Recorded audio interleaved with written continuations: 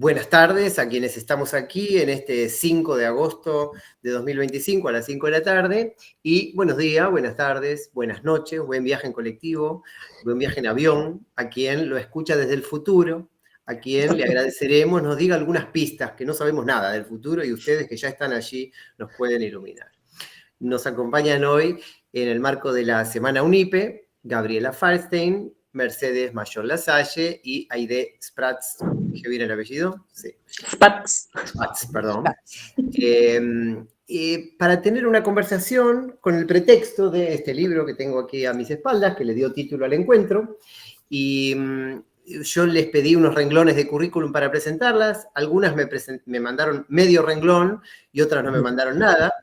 Entonces yo podría, porque están por ahí, son personas conocidas, entonces podría decir que Mercedes, además de maestra, licenciada en educación, ha trabajado en el área de educación infantil en el gobierno de la ciudad, en UNESCO, es directora mundial de la Organización Mundial de Educación Preescolar ya desde hace unos años y por un tiempo más. En fin, puedo decir acerca de Gabriela, que además de ser profesora de educación preescolar, licenciada y doctora en educación vía Montessori, profesora e investigadora de la UBA y de Flaxo, podemos decir también de Aide, que es maestra jardinera, profe, comprometida con su oficio, vicedirectora del jardín en el que trabaja, el Nogal, de Arroyo Seco, provincia de Santa Fe.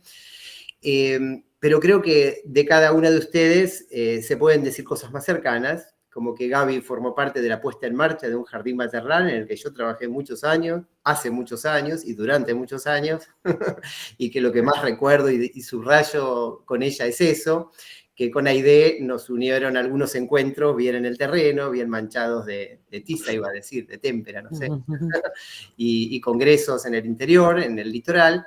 Y con Mercedes nos hemos cruzado, la he leído y nos hemos invitado mutuamente a eventos como este. Hemos viajado juntos a San Pablo una vez, ¿no?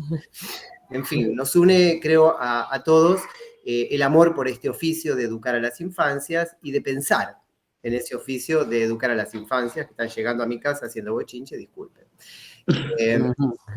Así que, sin más, si les parece, hago una brevísima introducción a la actividad que nos convoca y les doy la palabra en el orden que ustedes quieran. Yo diría que empiecen las autoras del libro como para plantear algo. Creo que Gaby ya había preparado un power ahí, así que podría ser, si tiene ganas, la que arranque.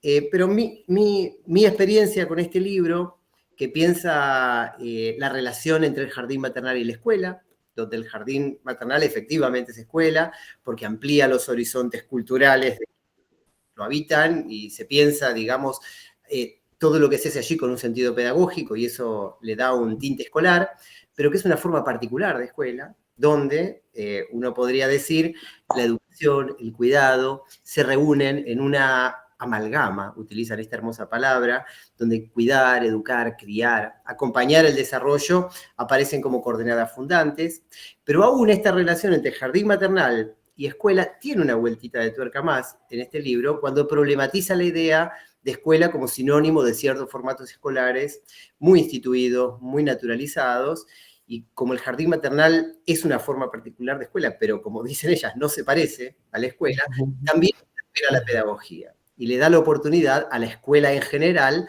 de inspirarse en algo de esta escuela en particular, en lo que tiene de cuidadosa, en lo que tiene de inspiradora de ternura, en lo que tiene de reforzadora de los vínculos, ¿no?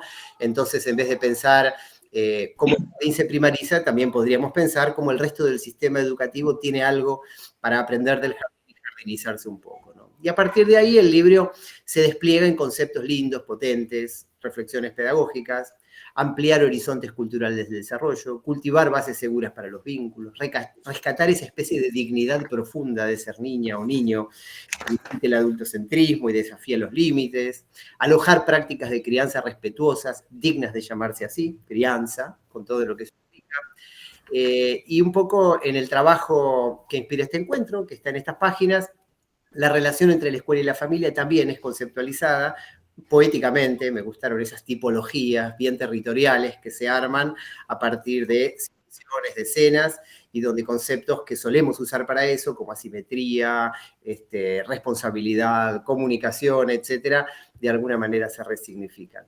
Así que bueno, bienvenidas, bienvenidos y adelante. Bueno, dado que dijiste que empezara, empiezo entonces. Y en primer lugar, agradezco esta tan linda lectura del libro, Dani. Realmente muchísimas gracias porque, bueno, para quienes escribimos pocos libros, como es mi caso, ese libro es como un hijito, bueno, un producto, pero que lo hayas leído con tan buen ojo y con esta tan linda síntesis, la verdad que me reconforta un montón. Así que primero arranco agradeciendo eso. Y justamente la idea que inspira este libro es la de, digamos, remarcar el carácter pedagógico del jardín maternal, pero diferenciarlo del formato escolar. Entre otras cosas, como decías vos recién, porque las categorías de la didáctica y de la pedagogía fueron pensadas para otros niveles educativos, y desde el momento en que hace muchos años empezó el campo del jardín maternal, la discusión y la fuerte discusión por mostrar y remarcar su carácter pedagógico, en algún momento se empezaron a usar categorías de la didáctica para explicar lo que pasaba ahí adentro, ¿no? Y ahí se generó como cierto ruido, porque lo que ahora nos vamos dando cuenta es que lo que pasa dentro del jardín maternal es pedagógico, pero no es escolar en el sentido tradicional del término. De todas maneras, esa es una discusión que no voy a abordar, la cuestión de las categorías teóricas, porque me parece que por ahí es un poco más pesada, y me quería centrar en lo que sí, ¿no? Y justamente lo que vos dijiste recién, bueno, voy a compartir solamente porque me tomé el trabajito de armar una pequeña diapositiva, entonces la comparto.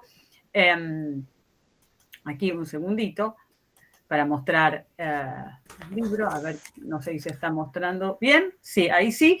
Bueno, acá está el libro y está también el logo de la Organización Mundial para la Educación Preescolar, en la cual pertenecemos Mercedes y yo.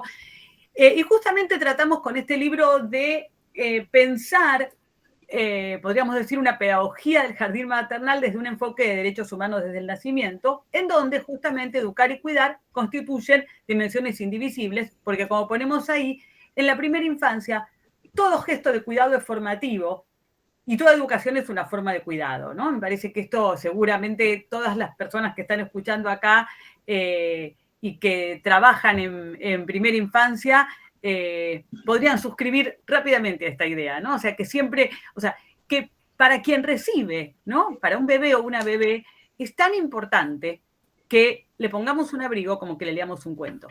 Ambas acciones son formativas de su subjetividad, ¿no? Y desde ese lugar, entonces, empezamos la reflexión de que educación y cuidado son indivisibles. Y por supuesto eso nos conduce entonces a un montón de consecuencias que por ahí tienen que ver con lo institucional también, ¿no? De no dividirnos las tareas, ¿no?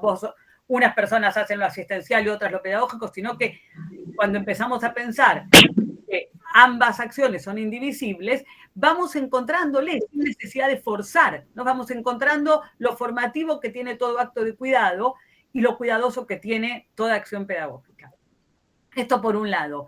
Y después la otra cosa que vos comentaste, Dani, que quería por ahí profundizar, es la siguiente, y ya con esto, para no quiero hablar un montón yo, voy a pasar a la otra que armé, que una cosa que hemos tratado de conceptualizar con este libro es pensar el para qué del jardín maternal, pensando en hablarle a quienes trabajan en los jardines maternales, pero también a quienes no trabajan en jardines maternales y se preguntan ¿para qué? ¿No? ¿Cuál es el sentido pedagógico? Y cuando pienso en quienes no trabajan en jardines maternales, pienso en la sociedad en general o en funcionarios y funcionarias del Estado que tienen que tomar decisiones sobre las instituciones de primera infancia y que por ahí desde lejos, ¿no? Quien está lejos cree que, bueno, con poner un espacio y un par de personas a cuidar o a mirar solamente alcanza, y nosotras fuimos tratando de sistematizar, porque, insisto, creo que lo que tratamos de hacer es sistematizar la práctica de qué es lo que hacemos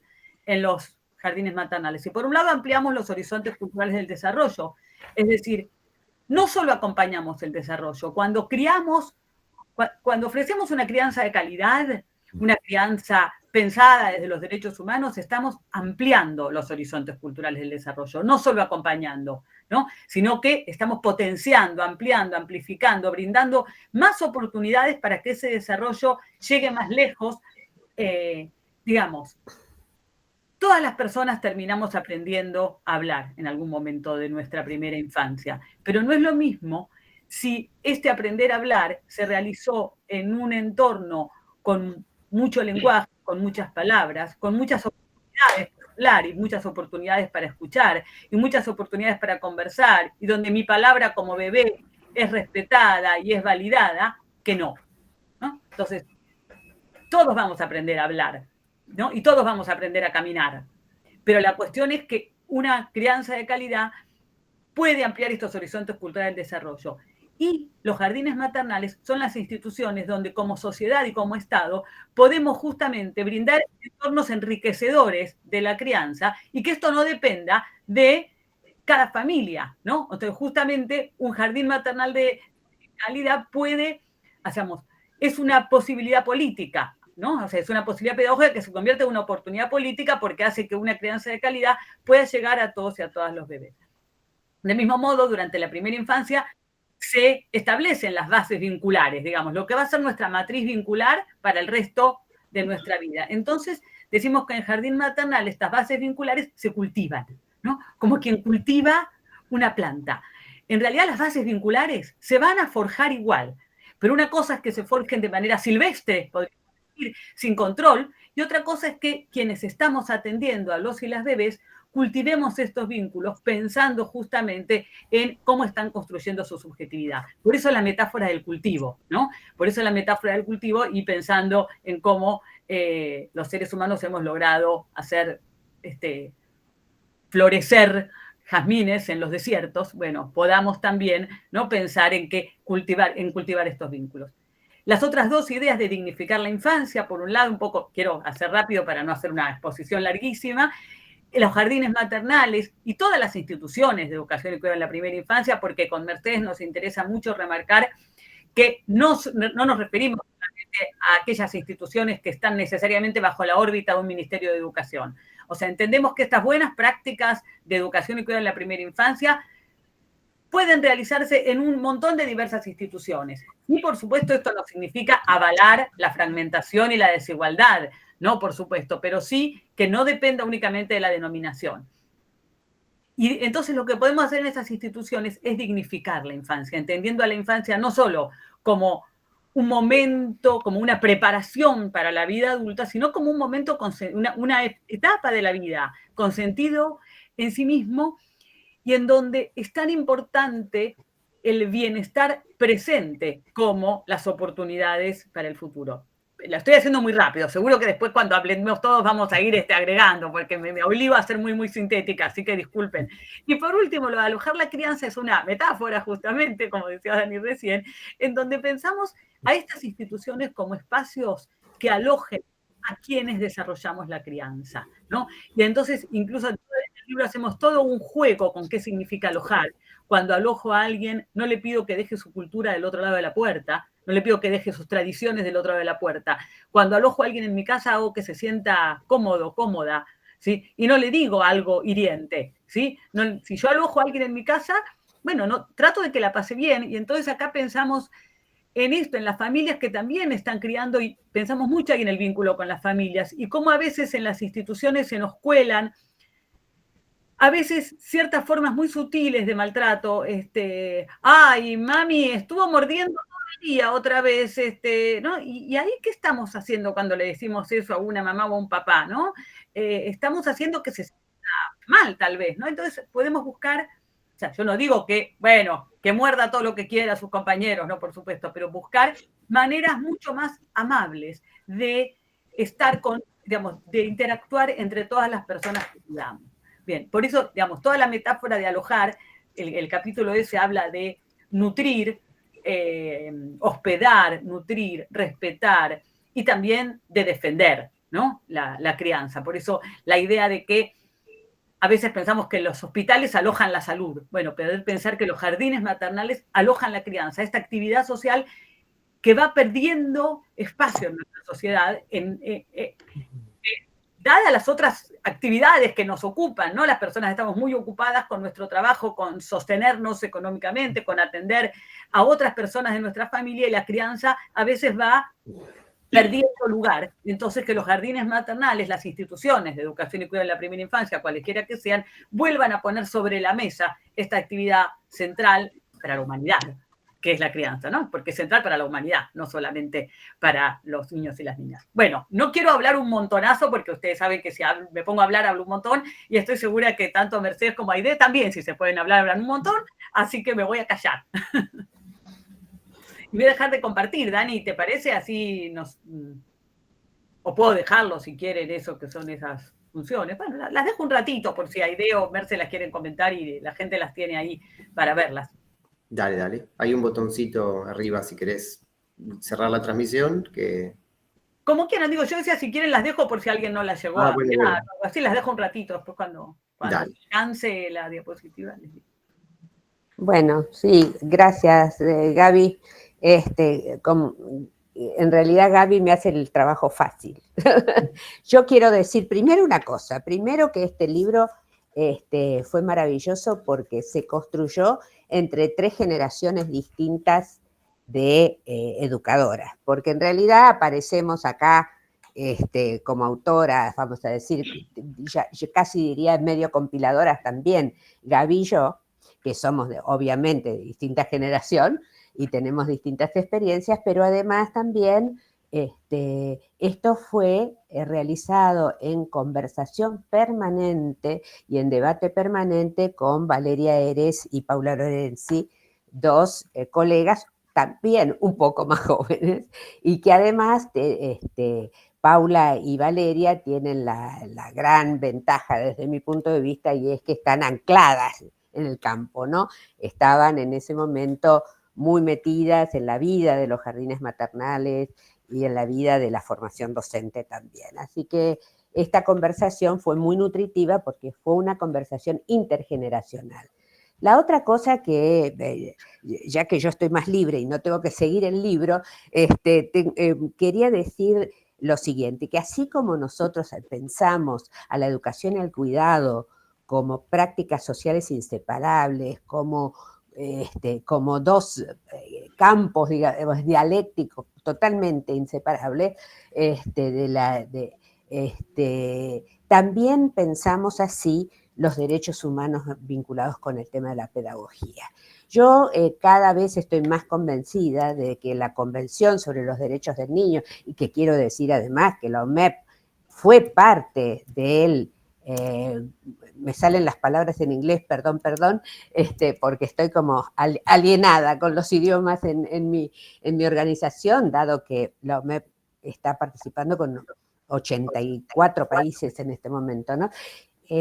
Pero nosotros participamos del drafting group, del grupo de redacción de la convención allá lejos y hace tiempo, en los años 80, cuando se discutió durante 10 años esta convención. Y la convención es una herramienta pedagógica, o sea, define, nos ayuda a definir una pedagogía. Y en esto, por supuesto, me acuerdo de Paulo Freire cuando decía que la política tiene que ser más pedagógica y la pedagogía más política, ¿no?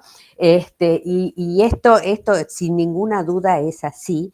Y además, pensando también en Brunner, que es algo que siempre me gusta decir cuando charlo con las colegas y los colegas, la pedagogía y la política, obviamente, entonces, también como campos disciplinarios inseparables, y como prácticas sociales y todo lo que quieran llamarle, y totalmente inseparables, sin ninguna duda son una conversación.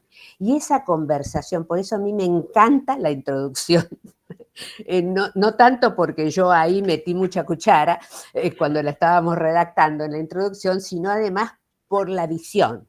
O sea, nosotros realmente, cuando estuvimos escribiendo este libro, estábamos conversando con todo el desarrollo pedagógico y el desarrollo de los jardines maternales y el debate vinculado al tema guardería, jardines maternales en la Argentina y en el mundo, porque además nosotros obviamente estamos inscriptos en un mundo que debate más o menos al mismo tiempo las mismas cosas, digamos, ¿no?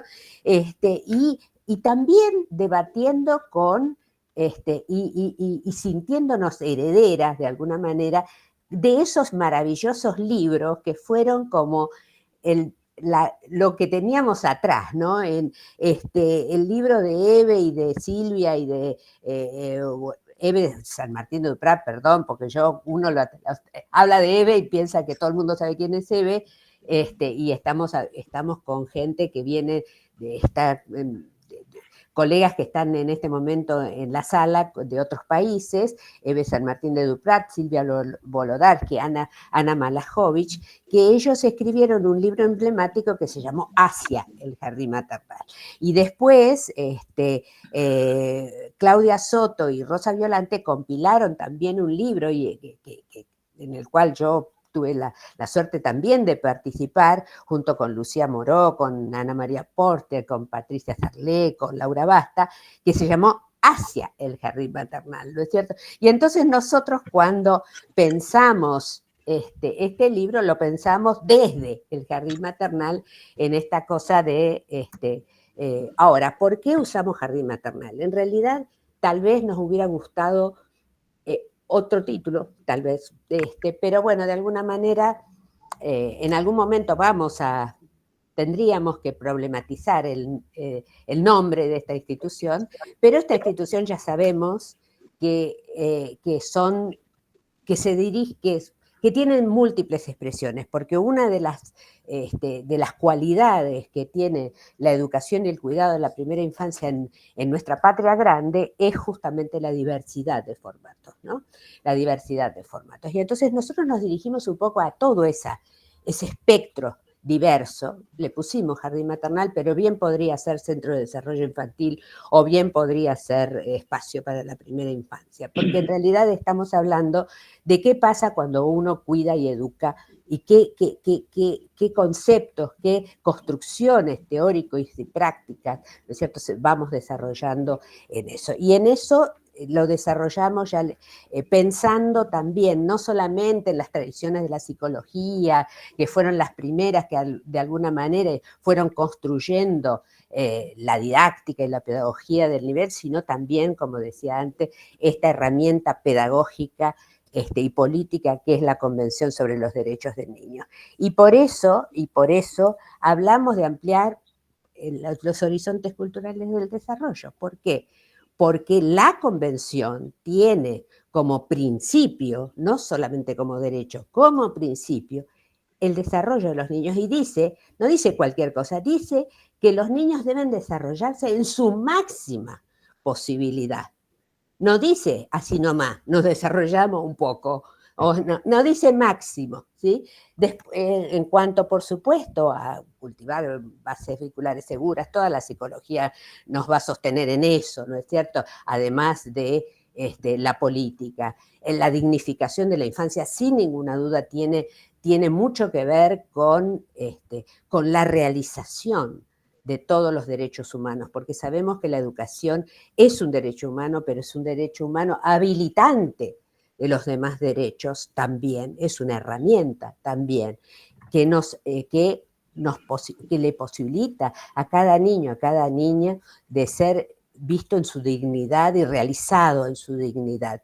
Y el alojar la crianza, yo creo que también tiene esta conversación necesaria de que los jardines maternales no tienen como sujeto solamente al niño o a la niña, el bebé o la bebé, sino que el sujeto de la educación de la primera infancia es un sujeto, vamos a decir,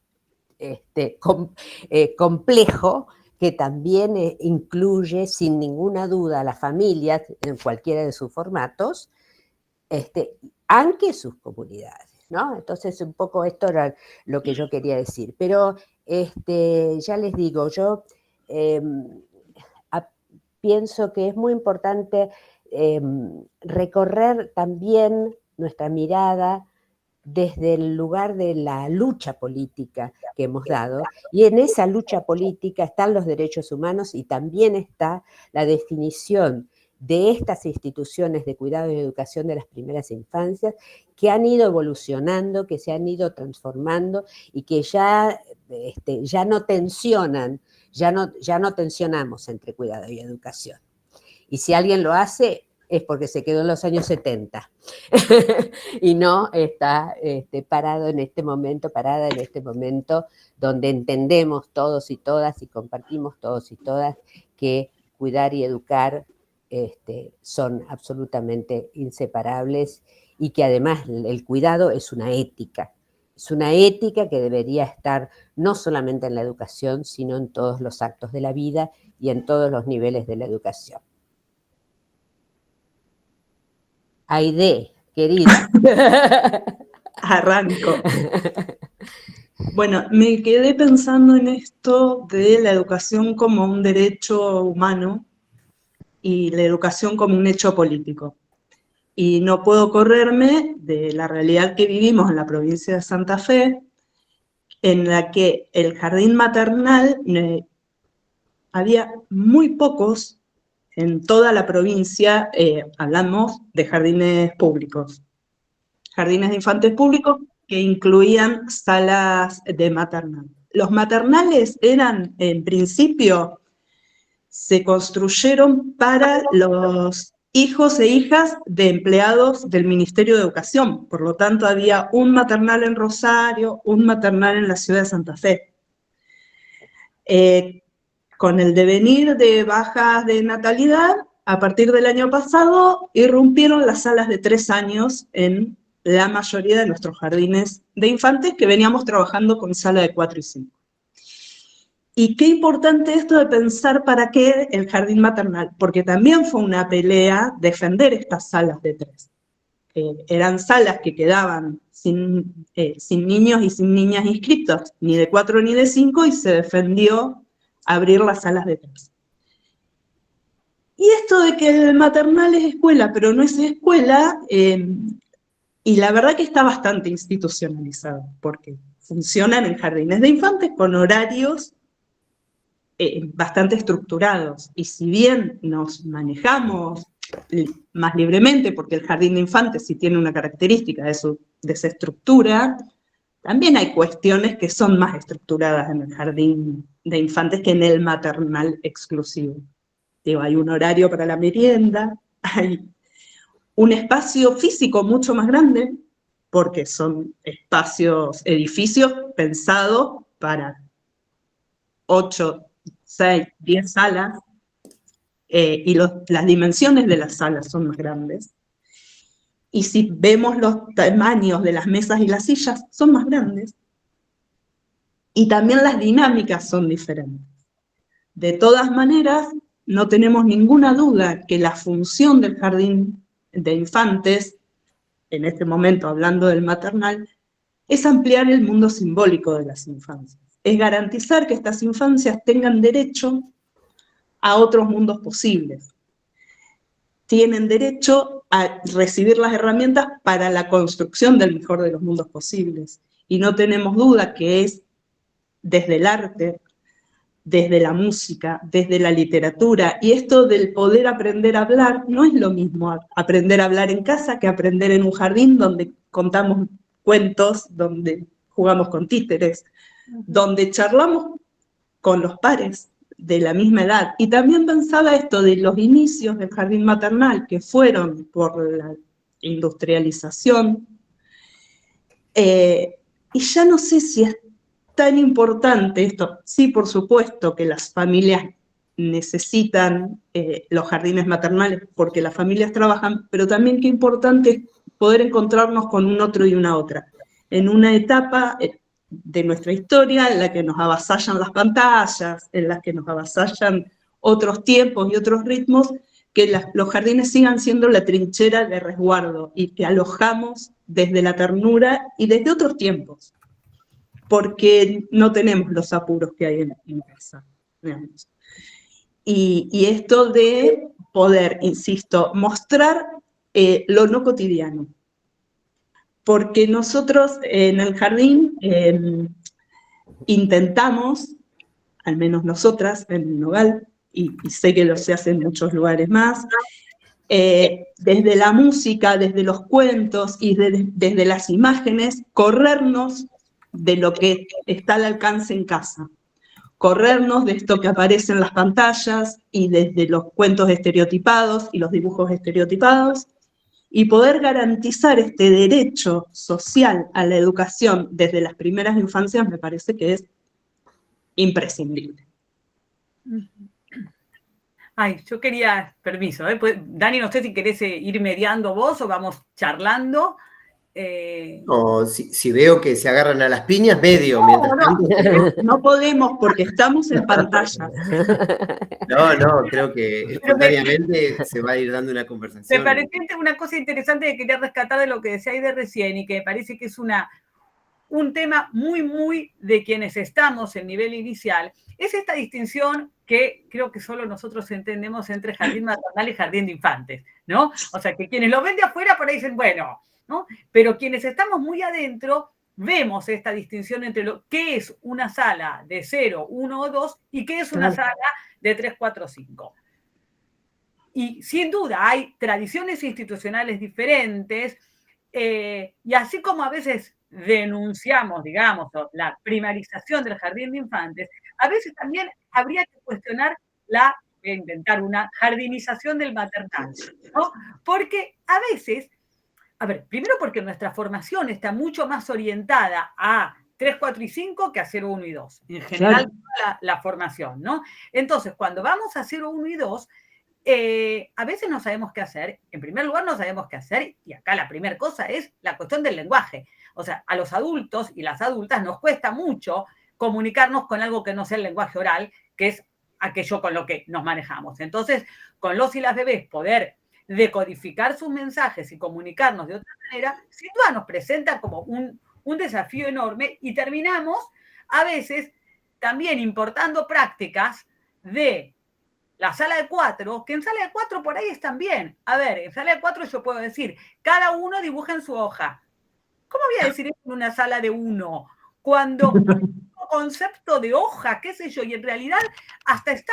A ver, o en sala de 4 puedo decir, no rompas la hoja en la que dibujaste. En sala de 1, yo le voy a dar una hoja y le voy a dar unos crayones y cada uno va a explorar y va a experimentar, y si rompen la hoja, eso es lo que está experimentando con la hoja, porque no estamos todavía haciendo un trabajo de expresión artística. A ver, me van a salir a decir que sí es arte y todo. Lo que quiero decir es que el tipo de cosas que podemos pedir en una sala de 4 es muy diferente de lo que podemos pedir en una sala de 1, ¿no? Yo a veces hago el chiste de que los nenes y las nenas de 1 son bebés que ya caminan, pero a veces nos pasa que como ya caminan, creemos que ya hablan, creemos que ya entienden. Entonces, desde 3 metros le gritamos, Daniel, no toques ahí.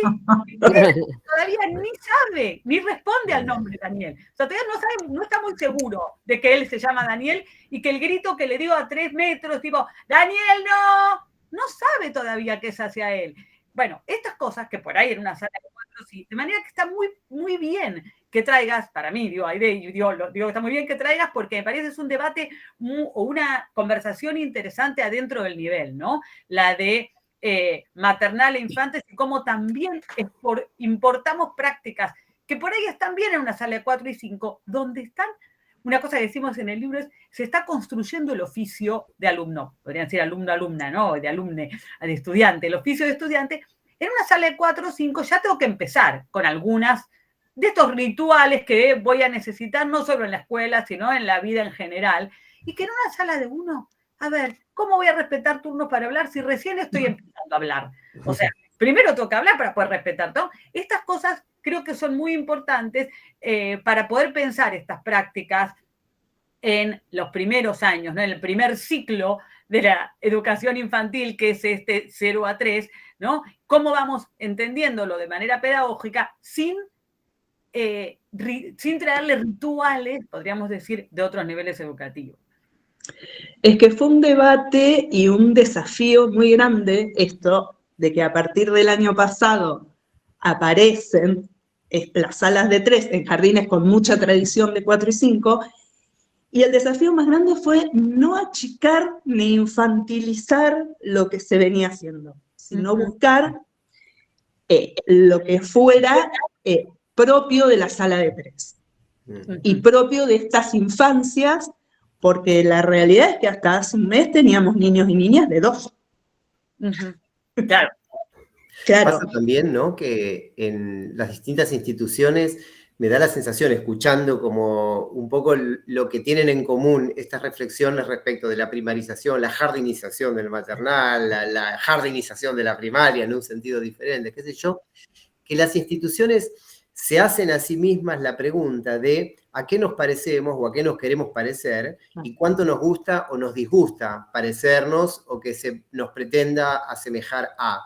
Entonces pienso que los profesorados a veces quieren parecerse a las universidades, o que en determinada época histórica los jardines querían parecerse a la vida en el hogar, y aparecía esa analogía, o que la vida en el hogar busca escolarizarse o terapeutizarse y parecerse a un consultorio con el empleo de ciertas estrategias de crianza apoyadas en criterios médicos o psicológicos.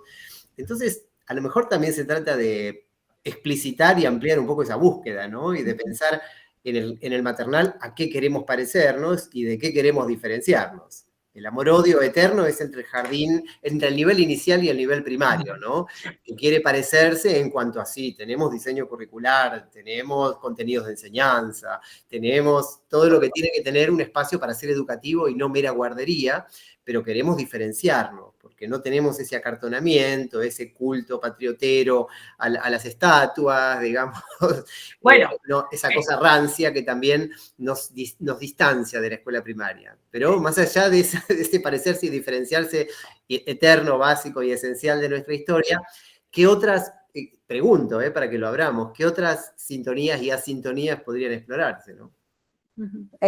Yo quería volver sobre esta hipótesis que yo estoy manejando, ¿no?, respecto de los derechos humanos, ¿no? Y acá yo creo que yo no dividiría ni haría una disquisición entre el jardín de infantes y el jardín maternal. Yo diría que en realidad toda la pedagogía del nivel, la buena pedagogía, vamos a decir así, está fundada en el interés superior del niño, en la participación, en la agencia de los niños. Lo que pasa es que cada etapa tiene sus propias características, ¿verdad? Entonces, en esta participación en los bebés es diferente de la de los niños de 3 años, y a su vez diferente de los de 5, pero es un principio pedagógico para nosotros. Es un principio de centrarnos de nuestra adultocentrismo, vamos a decir, y centrar nuestra pedagogía, nuestra acción, nuestra mirada en el niño, en la niña, en el bebé, en la bebé, ponerlas en el centro de toda nuestra acción. Y entonces construir así una pedagogía que cumpla con los principios que ya Katerina Tomaszewski lo planteó, de que sea aceptable y que sea adaptable, ¿no? Y esto entonces también tiene que ver con el derecho al juego, el derecho a la cultura, el derecho a los lenguajes de las artes, porque ningún desarrollo es posible sin la cultura, sin las artes, sin la participación infantil, sin el protagonismo de los niños pequeños, y sobre todo, digamos, si nosotros además queremos esto que yo dije antes de ampliar los horizontes culturales del desarrollo, ¿verdad? Porque el desarrollo debe ser el máximo desarrollo, ¿no es cierto? Entonces, estos principios son comunes a una nueva pedagogía. ¿Pero con qué en realidad estamos debatiendo? Estamos debatiendo con todas las ideas neoliberales que han atravesado la pedagogía, ¿no es cierto? Entonces, con las pruebas de evaluación, con las recetas estandarizadas, con los cursos on the shelf, o sea, sobre el estante, ¿no? Estos que uno saca del estante y aplica, con la mercantilización de las ideas, por ejemplo, de Montessori o de Lori Malaguzzi o lo que sea, porque, digamos, las ideas son fantásticas, el tema es la mercantilización que hay en eso, y con este debate que en este momento atraviesa el mundo entero, que es qué cosa es el aprendizaje fundacional. Entonces, el aprendizaje fundacional en los primeros años de vida, ¿de qué se trata? ¿De empezar antes la lectura, la escritura y el cálculo? ¿O de otra cosa diferente? ¿Verdad? Y esto tiene que ver con esta perspectiva muy neoliberal y muy marcada, marcando los resultados, hablando del fracaso de la educación y, por supuesto, culpando siempre a los educadores y a las familias. Porque estas lecturas, digamos, se hacen siempre culpabilizando a alguien. Entonces, me parece que justamente, ¿no?, para pensar en lo que recién con tanta ternura decía Aide, ¿no?, de otros tiempos, yo pensaba en Marilena Walsh, en tiempos no apurados, ¿no?, en tiempos no apurados del jardín, en otros espacios flexibles, espacios pensados en las infancias y no esas mesas, esas sillas, que yo siempre lo repito y lo sigo repitiendo, tengo ganas de hacer una fogatita con todo eso, en otros materiales que no sean materiales que vengan del mercado, en otros horarios, en otros mundos posibles, decía recién Aide con tanta lindura, ¿no? La verdad. Entonces, bueno, alojar desde ahí ese encuentro con otros, decía. Esto es la base pedagógica de todo el nivel inicial, encontrarse con otros, construir con otros, tener tiempos no apurados, centrarse en los niños pequeños, todo esto. Y todo esto está en la convención, ¿eh? Claro. Yo quería decir una cosa muy chiquita, pero cuando Dani decía antes, y en la intervención anterior también, de cómo los otros niveles educativos también tienen que, digamos, estaría bueno que se jardinizaran un poco, ¿no?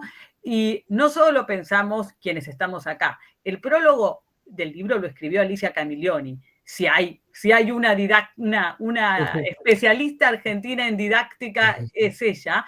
Y ella pone eso en el libro, ¿no? Dice, en realidad, la manera en que el libro cuestiona el formato escolar, bien valdría la pena trasladarlo al cuestionamiento en general del formato escolar. Bueno, no sé si estoy siendo totalmente fiel a sus palabras, pero quiero decir, yo creo que esto es interesante y por ahí quienes hemos transitado otros niveles educativos, digo, personalmente trabajo en nivel inicial, pero también en otros niveles educativos, y se ven realmente las diferencias, ¿no? O sea, bueno, además de que te lo dicen las familias, que cuando cambian del jardín a la primaria es un choque bárbaro, que en jardín todavía las recibían y cuando van a la primaria les cierran la puerta y no las dejan pasar de un día para otro, ¿no? Y esto le pasa a las familias y le pasa a los niños y niñas.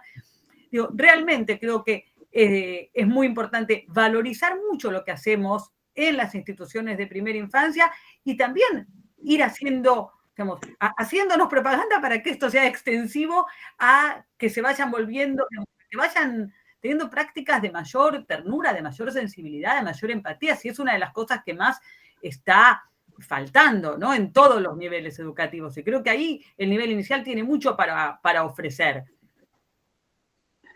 Sí, yo me sumo a Mercedes a la propuesta de la fogata de mesas y sillas. Me encantaría. Sería maravilloso. Es una discusión, no quiero así decir que estoy viendo nombres de compañeras del Nogal. Escuchen, anoten, teléfono para ustedes, muchachas. Pero, ahí se están riendo de mí.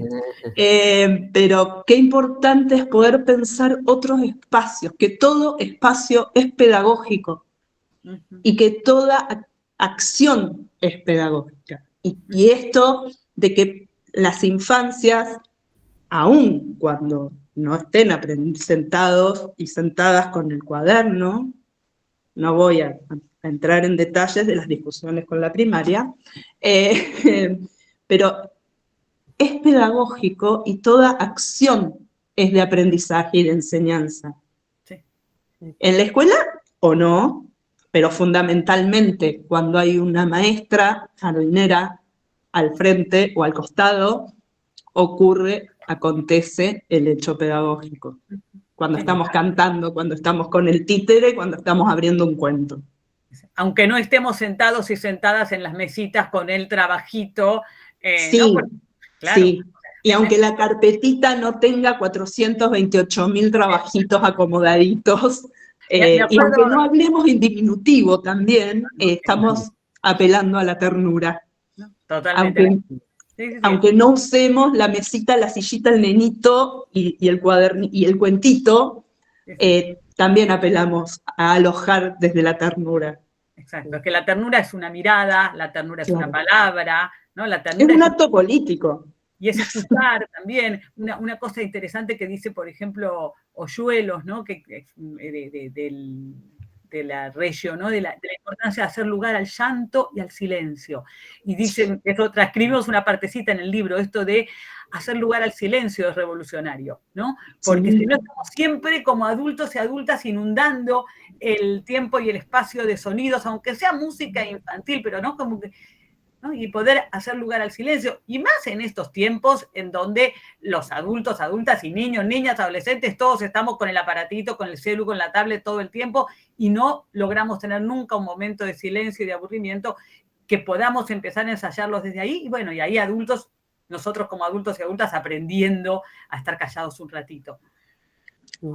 Yo quiero reivindicar también los cuadernos, ¿eh? No se crean, los libros, los cuadernos y todo, porque obviamente tenemos una responsabilidad, pero justamente me refiero a la lectoescritura y al cálculo, no estoy diciendo que no, estoy diciendo que hay otra manera. Que llegamos ahí de otra forma, ¿no? Porque totalmente, o sea, ustedes saben que yo soy muy positivista en algunas cosas porque soy una vieja maestra normal nacional del año 69, pero, y además porque mi mamá me dijo que a cocinar se aprende de los libros, yo siempre lo digo a eso, y que es muy importante aprender, estudiar, escribir, etcétera, en este mundo. Y en los próximos mundos también. Pero sin ninguna duda hay otro camino. Hay otro camino y sobre todo el primer camino es corrernos del adultocentrismo, ese adultocentrismo que también nos dice que tenemos que hacer ruido todo el tiempo y parecer animadoras de fiestas infantiles en vez de docentes, ¿no? Me parece súper valioso pensar en los silencios, pensar en el tiempo no apurado y además tener esta idea de que hoy en día, no digo todos, porque la desigualdad que nos atraviesa es espantosa en este momento en el país y en la región, pero sin ninguna duda hay una expectativa, vamos a decir, de educación que llega hasta el postdoctorado, con lo cual tenemos tiempo, ¿no? De ir construyendo estos cimientos, este aprendizaje fundacional, y que los niños vayan construyendo esta posibilidad de la mano de otros y de otras, de la mano nuestra y de la mano de sus comunidades y de la mano sobre todo de los otros niños también, ¿no? De sus hermanos, de sus...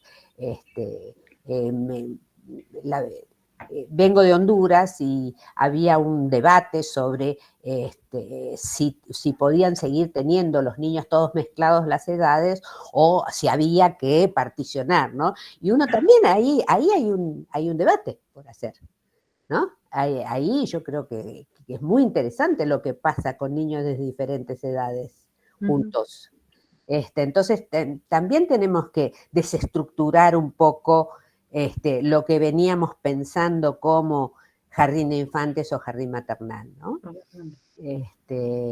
Y en eso se basa esta palabrita que últimamente también están en muchos documentos internacionales y en la Declaración de Tashkent, que habla de transformación. Entonces, ¿qué transformación queremos? Queremos una transformación, obviamente, política, vinculada con un buen financiamiento para la educación infantil, vinculada con abandonar estos esquemas fragmentados, abandonar estas tensiones inútiles entre cuidar y educar, etcétera, etcétera. Pero también tenemos que ir adentro de qué consideramos que es la educación y el cuidado de la primera infancia hacia adentro, hacia la pedagogía, hacia las formas de agrupar a los niños, hacia los espacios, hacia la prohibición de contacto con la naturaleza que tenemos sobre todo en las ciudades, ¿verdad? Tenemos una prohibición tácita, también vinculada con la violencia y vinculada con contextos muy, muy difíciles en los que estamos viviendo hoy en día. Y el otro día tuve el privilegio, perdón, una digresión, en Bolonia estuve 3 días compartiendo el mismo hotel, el mismo desayuno y todo con Francesco Tonucci, ¿no? Epa. Y entonces Francesco decía, yo hace muchos años que lo conozco, porque hace como 16 años o 17 lo invitamos acá a la OMEP a nuestros encuentros anuales. Y hace muchos años que lo conozco. Y entonces en un momento le dije, me voy a permitir hacerte una crítica.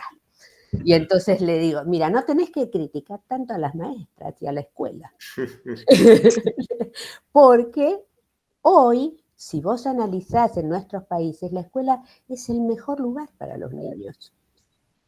Es el mejor lugar para los niños. Es muy difícil ir afuera, pero también, por supuesto, me seduce tremendamente la idea que él tiene de que cuando los niños pueden salir a la calle, esto también es un indicador de cómo vivimos como sociedad. Es maravilloso eso, pensar que los niños puedan tomar la calle, puedan tomar la ciudad, puedan ir solos, pero claro, lo pensamos en nuestros contextos latinoamericanos, donde es muy difícil salir solo, y muy peligroso, y hasta contaminante, hay áreas altamente contaminadas, entonces es muy difícil criar a un niño en esas condiciones. Y también nos está hablando de cómo estamos construyendo nuestra sociedad. Sí, me ha pasado muchas veces, leyendo a Tonucci o escuchándolo, lo mismo que leyendo a Manfalda. Aparece una representación de la escuela muy de los años 40, esa escuela sólida que parecía un artefacto que nos iba a comer vivo, digamos, la escuela fábrica, ¿no?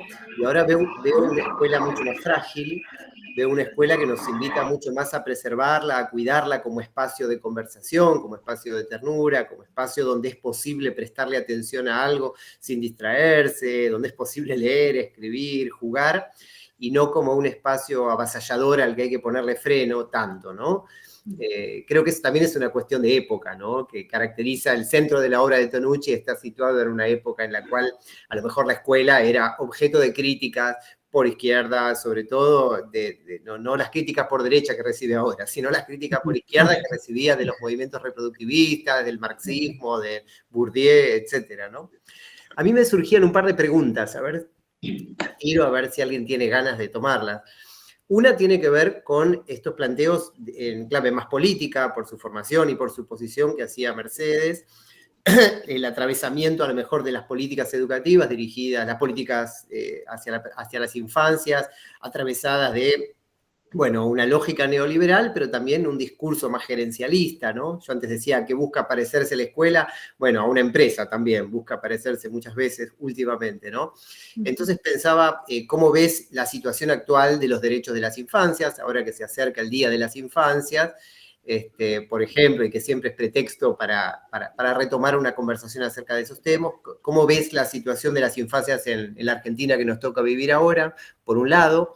Y por otro lado, pensaba en la conversación previa a que empezara esta charla, que, digamos, charloteando antes de arrancar, salía el tema de las pantallas, de la inteligencia artificial, y pensaba que una de las formas más emergentes de descuido, más preocupantes de ejercicio donde hay necesidad de cuidado, tiene que ver con esta imagen que ya se ha hecho cotidiana de un bebé en un cochecito, entretenido con un celular, mientras el adulto a cargo hace otra cosa, y esto de apagar el llanto permanentemente con los dispositivos, y pareciera que los tiempos de juego están siendo colonizados por esas formas de entretenimiento, de distracción, que poco tienen que ver con la forma de juego que en los jardines se cultiva, ¿no?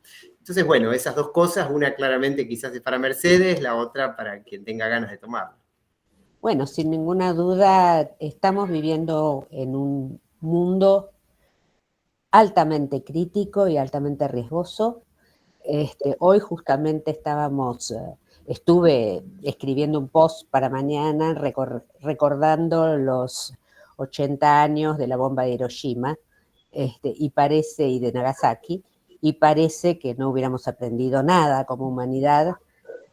Hay un retroceso muy fuerte en la protección de derechos y en la acción de la cual los estados tienen absoluta responsabilidad. Como sabemos, los estados tienen la responsabilidad de promover, proteger, restituir, hacer realidad los derechos de las infancias, pero sin financiamiento eso es imposible. Entonces, lo que vemos en nuestros países, sobre todo acá en Argentina, vemos un desfinanciamiento de los sistemas de protección de todos los derechos, no solamente de la educación, y eso pone en alto riesgo a los derechos y al desarrollo pleno y feliz de las infancias, que es lo que se merecen y lo que además tenemos obligación de cumplir. Y eso también pensando en la escala mundial donde hoy la inversión está dirigida a las guerras, está dirigida, y hay una hipocresía, porque otra palabra no me cabe, de todos los países, inclusive aquellos países que se embanderaban en los derechos humanos, hoy están hablando de ampliar la inversión en defensa, que en realidad no es tan defensa, es comprar armas, y eso sin ninguna duda vulnera la posibilidad de llegar a cumplir con la Agenda 2030. Ya sabemos que no vamos a cumplir la agenda, y hace muy poquitos días la CEPAL, hablando de la región, hizo un webinar presentando uno de los últimos informes y diciendo que menos del 30% del cumplimiento de los objetivos de desarrollo sostenible se van a realmente realizar en la región. Esto es un escándalo ético. Esto es un gran dolor para la región, y esto sobre todo es un gran dolor para las primeras infancias. Y sobre la tecnología, que digan algo Aide y Gaby.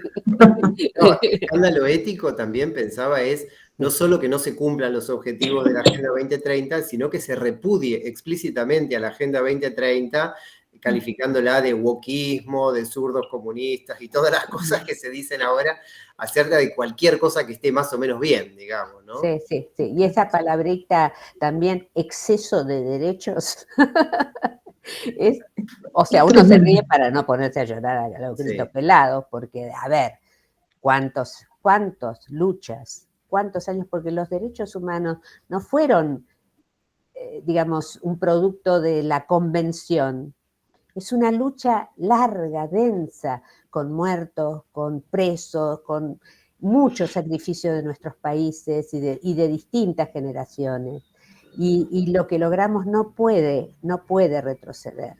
Y lamentablemente estamos viendo un enorme retroceso, y ojalá todo esto se acabe pronto y podamos resistir y seguir protegiendo sobre todo a los niños y niñas, a los nuevos. Sí.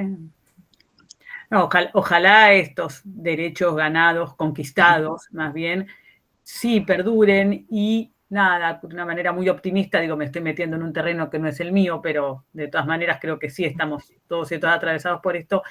Bueno, que estemos viviendo una suerte de efecto pendular, pero que no vayamos para atrás, ¿no? Que sea nada más un poquito del péndulo que se mueve, pero no que estemos yendo para atrás. Digo, es un deseo. Sí. Acá Karen Echegaray dice algo muy importante, que es que todos tenemos corresponsabilidad.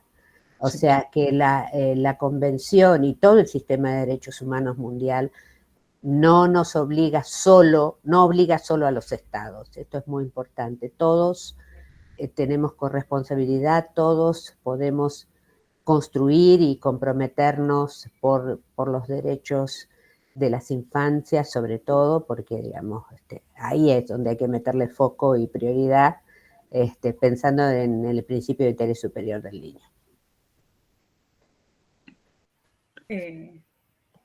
Aire.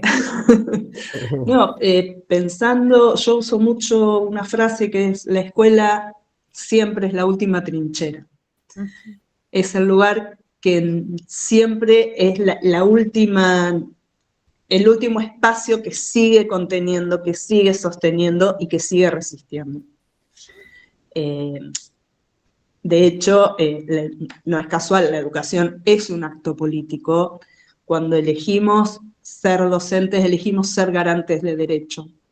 Y cuando abrimos la puerta a nuestros jardines, a nuestras escuelas, le abrimos la puerta a la garantía de estos derechos a estas infancias, que nos está costando bastante más en este momento, sin duda, pero yo creo que seguiremos resistiendo porque vamos a seguir defendiendo estos derechos, cueste lo que cueste. Y tomando el tema de las pantallas y demás, lo que estamos viendo en estas infancias es la dificultad para jugar, y es tremendo, para jugar con el otro, con la otra, para poner el cuerpo en la acción, sin golpearse, sin empujarse, digo, y no tiene que ver con la manera de comunicarse, sino con la, no sé si incapacidad, pero sí una gran dificultad en poner el cuerpo en juego, que sin duda tiene que ver con esto de estar inmóviles frente a una pantalla. Yo quería agregar una cosa más también, un poco, también uniendo las dos cosas quizás, ¿no?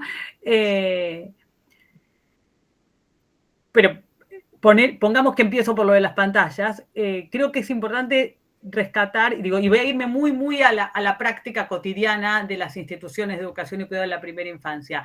Creo que es muy importante revalorizar el rol que tenemos para acompañar a las familias, ¿no? O sea, porque en realidad no es, afortunadamente adentro de las instituciones manejamos, quienes estamos ahí adentro, manejamos y podemos elegir o no elegir que haya pantallas, y yo elijo que no haya en ningún momento, pero también tenemos un rol muy importante. Creo que es hora de que lo tomemos cada vez más en serio, ¿no? Hace un rato hablábamos de la pedagogía y la escuela de los años 60, de los años 80, una pedagogía y una escuela que fueron, podríamos decir, encontrándole el valor a la ternura, ¿no? Y que fue humanizándose en cierta forma, y hoy en día prácticamente hay un consenso en la importancia de no maltratar a los niños, para decirlo de una manera como muy grande.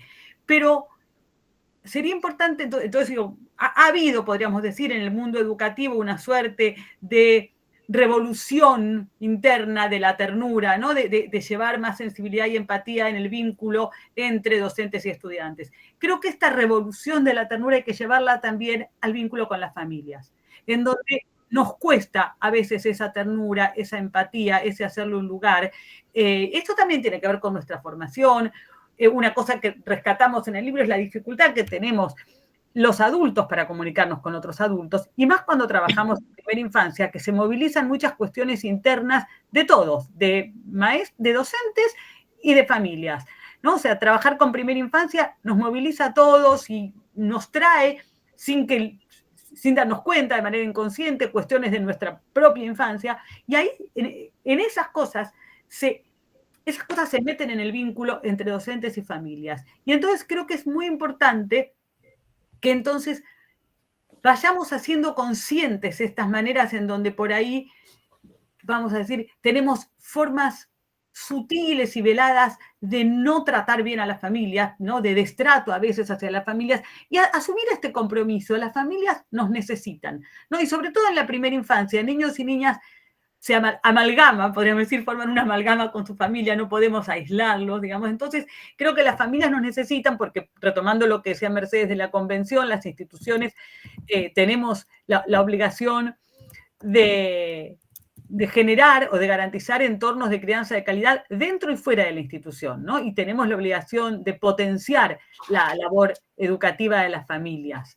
Entonces, creo que esto es entonces, volviendo a lo de las pantallas y a la política, me voy por ahí, ¿no? Por la importancia de ver, y por supuesto lo hago extensivo a los y las colegas de primaria también, ¿no? Por favor, no abandonemos a las familias, no las abandonemos, nos necesitan mucho.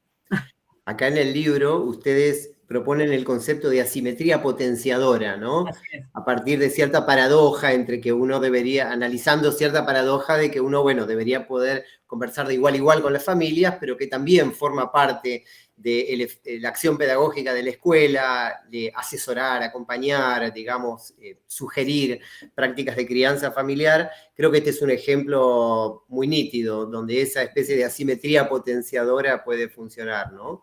Así es.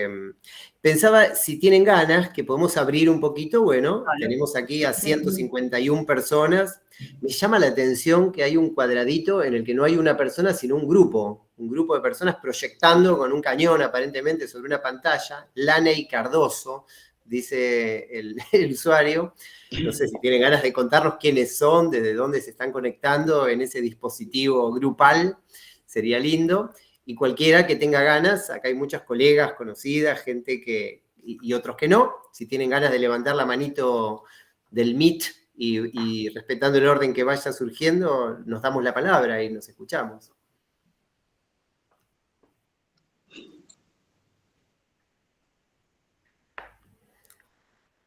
Bueno, ya van a ir apareciendo, mientras tanto seguimos, por supuesto. Y además van comentando cosas en el chat también. Sí, alguien preguntaba por el libro. Hola. Ahí está el grupo. Hola, adelante. Acá estamos, sí. Mi nombre es Laney. Soy profesora de pedagogía efectiva del Instituto de Rivera y me conecté con mis alumnas de primero E de MPI, que son 50 estudiantes. Qué grande. Hoy estaba en el grupo de la Sala Nacional del Departamento Histórico Pedagógico y nos llegó la invitación, le pasé a las gurisas por el chat que tengo con los delegados, le dije, bueno, anótense a la hora de mi clase, pero le digo, pregunten qué profesor tienen a las 5 para pedirle que entre con ustedes. Y va la delegada y me dice, profe, tenemos con usted. Digo, bueno, entonces vamos a entrar todos. Y bueno, ahora acá pido que venga alguna de las chiquilinas, porque son todas mujeres en este grupo, quien se anima a saludar y a darle alguna... Bueno, vengan. Van a venir 2 acá, 3. Ah. Me iba a preguntar de dónde es, ya me quedó claro que es un universo. Rivera, en la frontera, ¿no? En la frontera. Acá todo lo que nos invitan, cuando es virtual, que podemos, si coincide con horario de clase, si es formativo y se aporta a la formación de mis alumnas, nosotros nos conectamos y participamos, porque primero siempre está aprender. Acá vienen a aprender para ser buenas docentes. Bueno, muchas gracias. No sé si alguna de las estudiantes tiene ganas de hacer alguna pregunta, alguna consulta a la profe. Allá veo una mano que se levantaba. Vino. Ahí están viniendo. Bueno, Marta, tú. Bueno, buenas tardes. La verdad es que es un gusto y un placer haberlos escuchado. Muy interesante toda la temática, todo cómo lo presentan, cómo lo plantean. La verdad, en cada palabra que han dicho, tanto la importancia de que realmente se puedan extender más todavía los jardines y las... Bueno, me iluminaron. Se hizo la luz. El hecho de que se pueda extender los maternales o los jardines de primera infancia, me parece que sí que sería correcto que se pudiera trabajar aún más profundamente, ¿no? La parte de la primera infancia, justamente porque como se promueve mucho más el trabajo sobre 3, 4 y 5 años, y no tanto en 1 año, 2 años, que ya se puede ir haciendo un montón de cosas, y no solamente ser como que, bueno, se decía mal dicho, ¿no? Depósito de niños, un jardín, ponerlos ahí y dejarlos sin una, digamos, una intención, ¿no? De hacer algo más. Y también el hecho de que de repente se pueda llevar también toda la temática o la forma que se trabaja dentro de lo que es un jardín hacia los primeros años, digo, primero, segundo, tercero al menos, ¿no? De primaria, que se pueda hacer una conjugación entre la forma de trabajar, ¿no? de la primera infancia hacia la parte escolar, que no sea tan impactante y que no sea tampoco, o sea, darle ese promedio, ¿no? De conjugarlo. Y también, bueno, la parte que es muy preocupante y muy que todos deberíamos, ¿no? Al menos los que nos estamos preparando y los que ya están en campo, de repente lo pueden ir también pensando con respecto a esto de lo que se vive hoy en el mundo, con las guerras, con esas temáticas, y cómo realmente nuestros gobiernos se están posicionando, ¿no? Todos, en fin, que nosotros dentro de lo que estamos en nuestra área, que podamos al menos poner en estos niños, ¿no? En estos individuos, un poquito de empatía, un poquito de cariño, que ellos reciban y que después lo puedan promover. Saludos desde Rivera.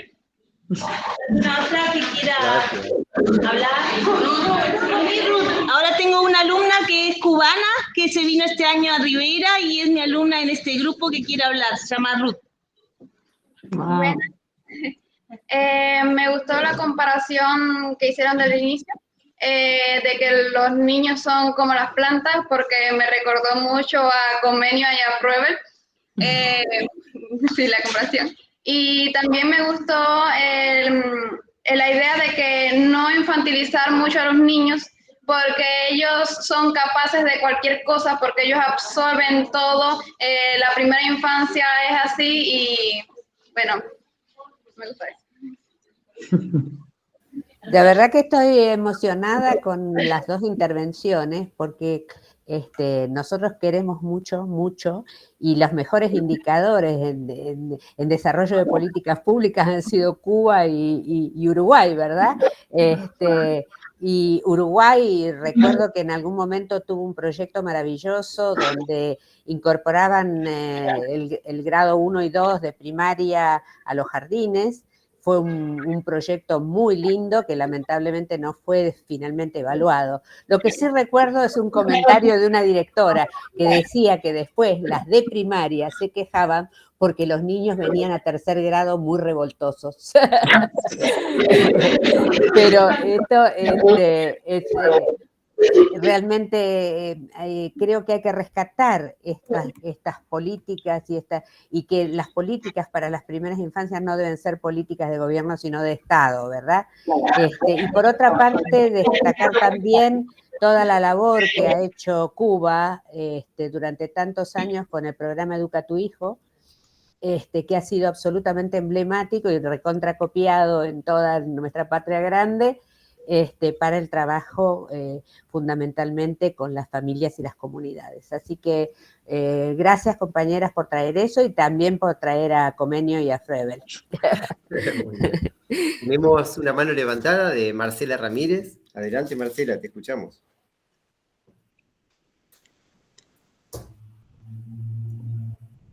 Hola, no sé si me escuchan ahí, ¿cómo están? Bueno, buenas tardes a todos y a todas. Un enorme placer escuchar a esta gente, que nos enseña tanto a todos los que están participando del panel y a quienes van repreguntando sobre lo que se dijo. Bueno, yo me sumo brevemente en un pensamiento que ya vengo construyendo en casi 40 años de pedagogía, ya en esta etapa de jubileo iniciada hace muy poco, pero que tiene que ver con esto que nos trae Mercedes y nos trae también Gaby, y ni hablar de Aide, que he sido compañera de Aide en territorio, así que bueno, a vos, Dani, te hemos visto también en todo el territorio de una vasta zona de la que fui supervisora por muchos años, pero retomar esta cuestión que tan claramente se plantea como una necesidad a ser visible y a ser tramitada, como es la pedagogización de cada acto escolar.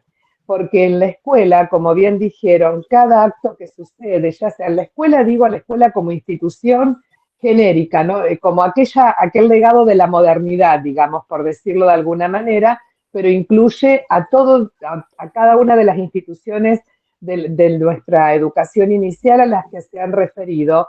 Cada acto es pedagógico, desde el momento que un asistente escolar, un compañero, una compañera asistente escolar abre la puerta de una institución y da la bienvenida, eso ya es un acto centrado en lo escolar. Y si bien no tiene una formación específicamente pedagógica, la transmisión que se hace desde la gestión pedagógica debe llegar a ese límite y debe traspasarlo. Realmente a mí me emociona escuchar esto por lo que hemos trabajado mucho en la zona en la que yo gestionaba, que es la crianza. Tomar esto que tan visible se hizo en el periodo de pandemia, donde la escuela entró a los hogares de una manera abrupta, entró porque no había manera de continuar en esta construcción de lo cotidiano. Y digo, ahí empezamos a visibilizar un montón de cuestiones de estos diagnósticos estereotipados que circulaban en las instituciones y se hizo visible la realidad de nuestras infancias. Digo, y acá no hablo solo de las carencias y del quite de derecho que se sostienen y que estas políticas crueles están decididas también a sostener las políticas que hoy tenemos vigentes, sino también poder hacerse cargo como docente de que la pedagogía alcanza la crianza, alcanza a la familia, alcanza a la mamá, al papá o a quien decida maternar o paternar o ambas a esos niños y niñas que hoy habitan las instituciones. Me parece fundante ese principio que en otros momentos lo tomaba la escuela. Cuando la escuela fue creada, en la modernidad fue creada para que cumpliera ese rol. Y hoy lo tenemos que tomar para transmitirlo a aquellos que todavía no lo pueden construir. Hay generaciones que no han podido construir no han tenido la posibilidad de gestar esta construcción para garantizar la subjetivación de estas infancias. Me parece que esa es la plataforma de llegada y no siempre la plataforma de salida de nuestras decisiones pedagógicas. Bueno, no les robo más tiempo, felicitaciones, gracias, como digo yo siempre, en nombre de las infancias, por todo lo que realmente se escucha, porque juntos aprendemos, jamás se puede solo. Bienvenidas, Aide, a estos espacios y, a seguir tramitando pedagogía. Gracias. Bueno, Marcela fue mi supervisora desde, yo inicié mi rol directivo con ella como supervisora. Bueno, hay otra mano levantada, ahora Eleonora Benítez. Le damos la palabra, adelante, Eleonora. Hola. Hola, hola, ¿cómo están? Desde San Martín de los Andes les estoy... hermoso mi pueblo. Bueno, muy de remerita para tanto frío allá, ¿no? Sí. Bueno, sí, yo siempre.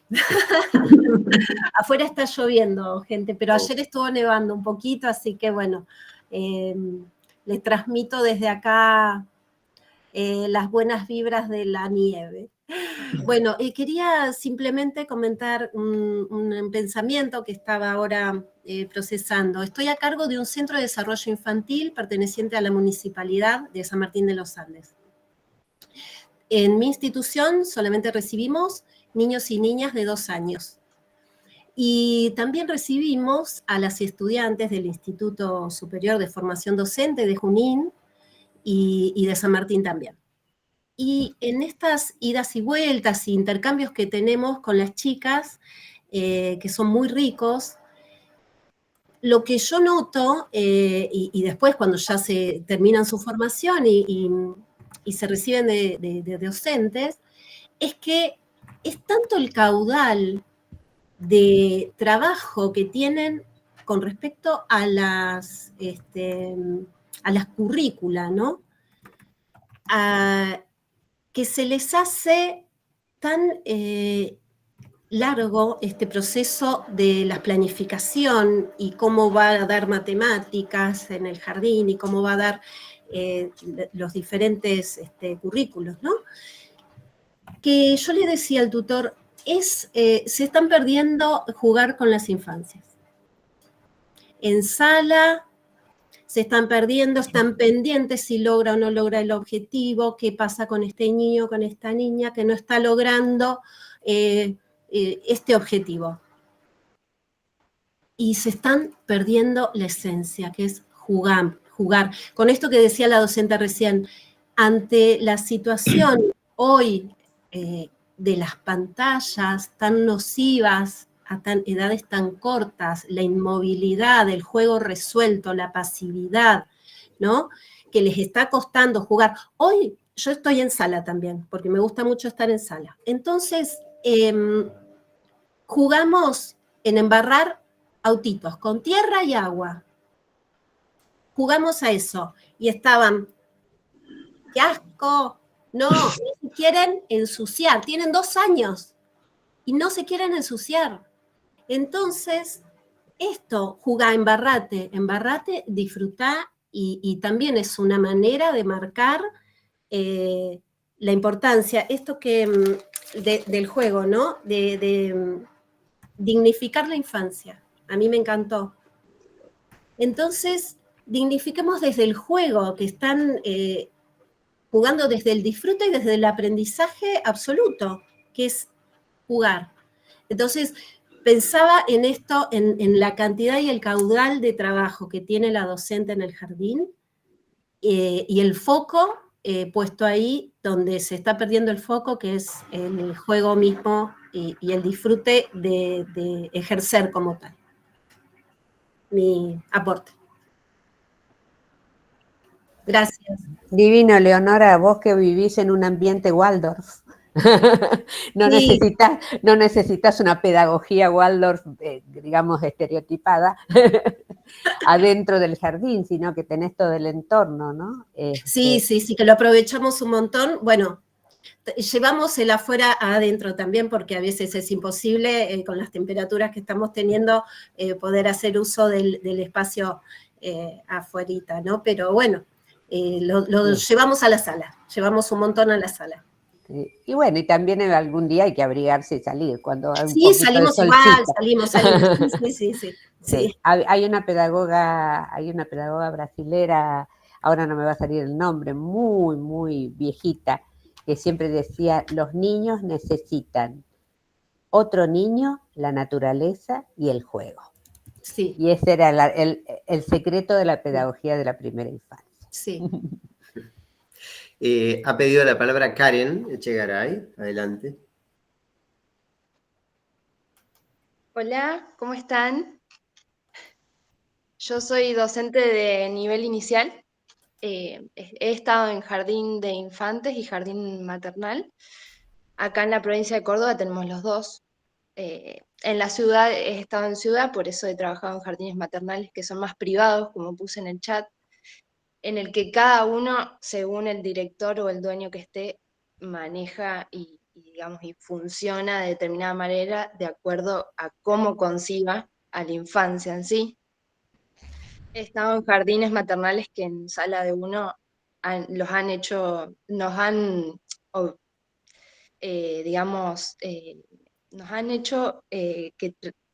digamos, hacer que trabajen en hoja, por ejemplo. Hacer trabajitos en hoja.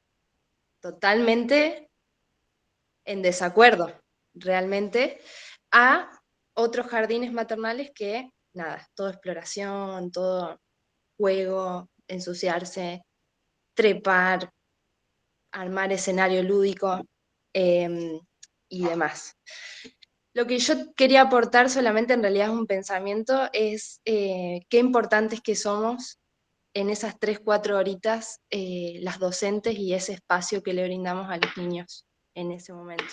Porque es el único espacio que por ahí el juego se siente más presente y pueden explorar, pueden jugar, ser ellos, compartir. Esto que decía Aide y otras personas más, los chicos no saben jugar. Hay que enseñarles a, no sé, apareció una sombra, bueno, no sé, a ver qué puede ser, construir con bloques, no sé, un castillo, y no se parece a un castillo, pero bueno, ir como dándoles, digamos, modelando, digamos, en algún sentido, esto de decir, hoy se parece a una casa, se parece a un castillo, bueno, ¿qué hacemos? ¿Qué hace? ¿Qué podemos hacer? Vuela, corre, no sé. Y los niños no lo están teniendo. Entonces, por eso recurro a esto de nuevo, digo esto de nuevo, qué importante es el espacio que nosotros le brindamos a ellos y las experiencias que ellos tienen en esos espacios. Después la mayor parte del tiempo lo pasan en las casas o en otros lugares, pero me parece que que hacemos un trabajo bastante, esto, de dignificar continuamente a las infancias y garantizar los derechos en sí, que es jugar. No sé si logró o no logró, pero cada uno tiene su proceso y sus avances, y en eso se encuentra la riqueza, me parece, de cada niño.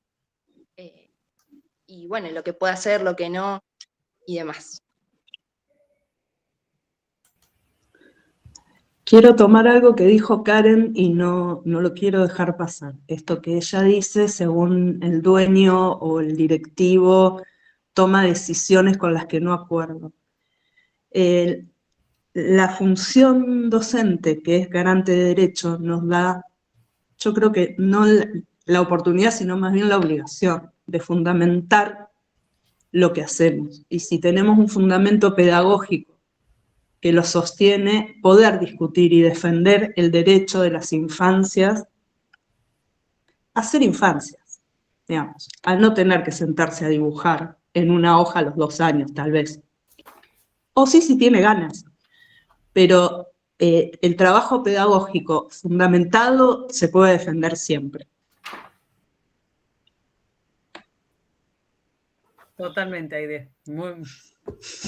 Muy bien, la verdad que sí.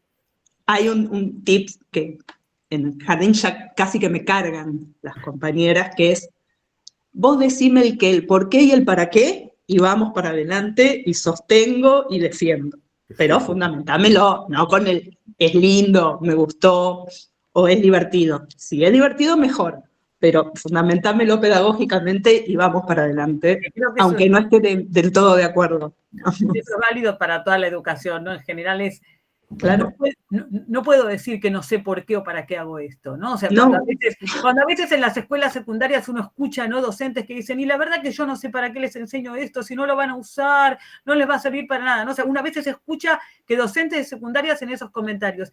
Y a mí me dan ganas de decirle, si sabés que no lo van a usar y que no los va a servir para nada, enseñales otra cosa. O sea, claro, ya sabés que no lo van a usar, ¿no? Entonces, yo que también formo docentes para secundaria, digo, el día que se encuentren diciendo eso, diciendo, la verdad que no sé para qué les enseño esto, paren un minuto y digan, no, acá hay algo que está mal. Salí de ahí. Salí de ahí. O sea, enseña otra cosa, listo, busca algo que te parezca que sí y después vemos, ¿no? Pero totalmente, no sé para qué hago esto, la verdad que no les va a servir para nada en ninguna parte educativa. Qué lindo ese género de cosas que uno siempre dice, que acaba de recuperar, más allá del contenido, en este caso estaba bueno, pero sería lindo recopilar entre directoras de jardín, yo siempre digo qué, y hacer una lista de cosas que las directoras siempre dicen, porque todos hemos dicho cosas muchas veces y las hemos puesto en ese lugar, o hemos escuchado a directoras decir, ¿no? Sí.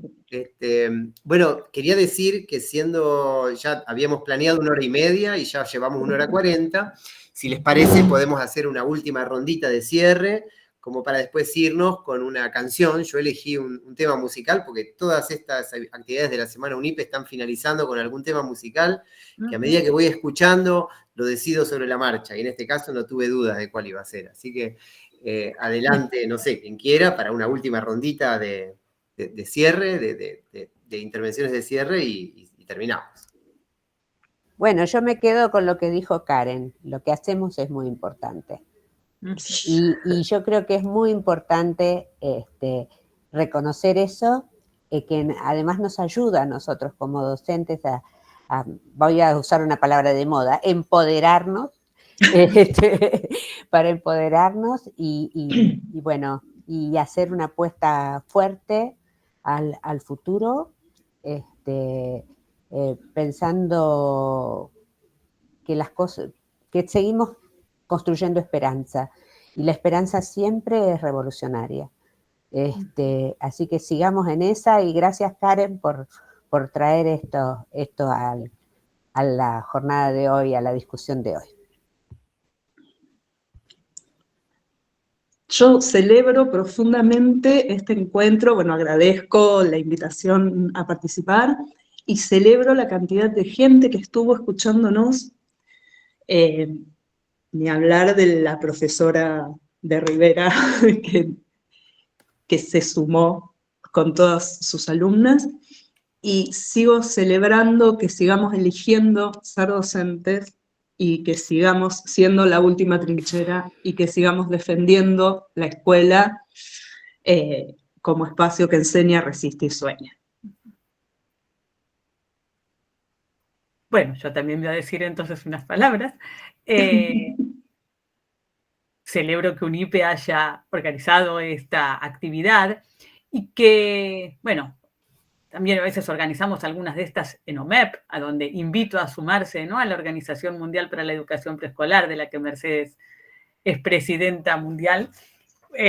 Pero lo que celebro es que podamos, a ver, que seamos muchos y muchas quienes pensamos estas cosas, ¿no? Porque a veces cuando, como le pasaba a Karen en ese jardín en donde las autoridades le decían algo, a veces una se siente sola, ¿no? Y sentirnos acompañadas y acompañados y saber que somos muchas y muchas los que pensamos que las cosas pueden hacerse así, pensamos que la esperanza es revolucionaria, pensamos en los derechos de las infancias, no solo en el presente, también en la historia. O sea, yo cuando estudié con Adriana Puigros y nos mostraba que a lo largo de la historia había habido muchas personas que quisieron hacer algo distinto, yo decía, me siento acompañada en la historia, ¿no? Entonces, esta posibilidad de encontrarnos con personas que queremos, que pensamos la escuela y las infancias desde este lugar, creo que nos empodera mucho, nos potencia y nos anima a seguir y a seguir encontrándonos. Así que gracias, UNIPE, y gracias a todas las que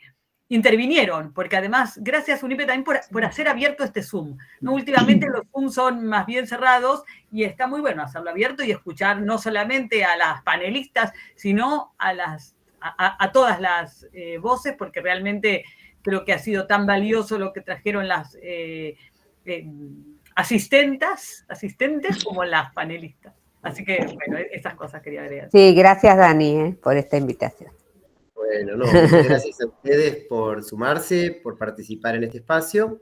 Y bueno, la canción con la que me gustaría cerrar es una canción de Silvio Rodríguez que habla acerca de cómo lo que tenemos, los resultados, la felicidad que podemos llegar a lograr, una historia detrás, en una parte muy bonita dice: estoy feliz, soy un hombre feliz, quiero que me perdonen los muertos del mundo. No es lo mismo, pero es igual. Y si esto fuera poco, tengo mis cantos que poco a poco vuelvo y rehago habitando el tiempo. Como le cuadra un hombre despierto, soy feliz, soy un hombre feliz y quiero que me perdonen por este día los muertos de mi felicidad. Soy feliz, soy un hombre feliz y quiero que me perdonen por este día los muertos.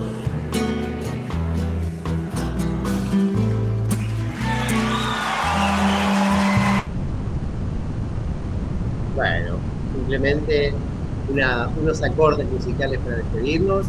Si tienen ganas, hay otras actividades. La de mañana, la más importante creo, es la que participa Jorge La Rosa, junto con Soledad Ruses, no me sale el apellido, que van a hablar sobre la escritura, retomando un poco otras actividades que ya han habido alrededor del elogio de las escrituras escolares. Otro de los elogios que se suman al elogio de la escuela, al elogio del estudio, al elogio del profesor, que viene realizándose en ese grupo de estudio que encabeza Jorge La Rosa. Así que mañana a las 12 del mediodía, si tienen ganas, ya está ahí puse en el chat el enlace directo al Meet, y también si se anotan, pues pueden conseguir un certificado. Soledad Poggio, ahí está. Bueno, buenas tardes, que anden muy bien. Muchas gracias. Gracias. Gracias.